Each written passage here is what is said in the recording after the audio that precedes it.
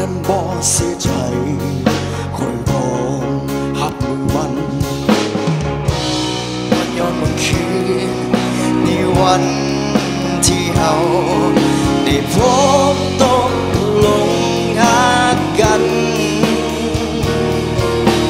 ไพ่ก็เตือนหักนี้ต้องระวังอย่าวางใจในงูหายบ่อาจจะเปลี่ยนท่าแท้หากลายสู่ใดทุ่มเทให้ตายเสียไปเท่านั้นก็บ่อาจซื้อหัวใจเจ้า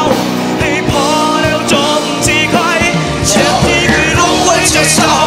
ต้องบอกกับคำที่เตื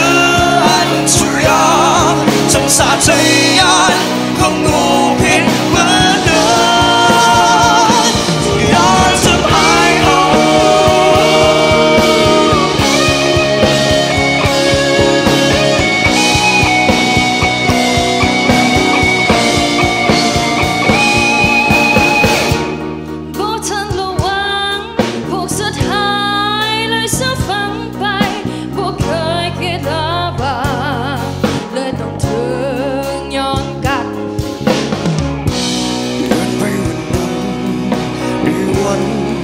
ที่เฮา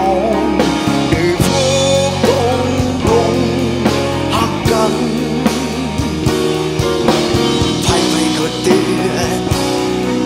หักนี้ต้องระวังอย่าวางใจในงูหายบ่อาจจะเปลี่ยนท่าแท้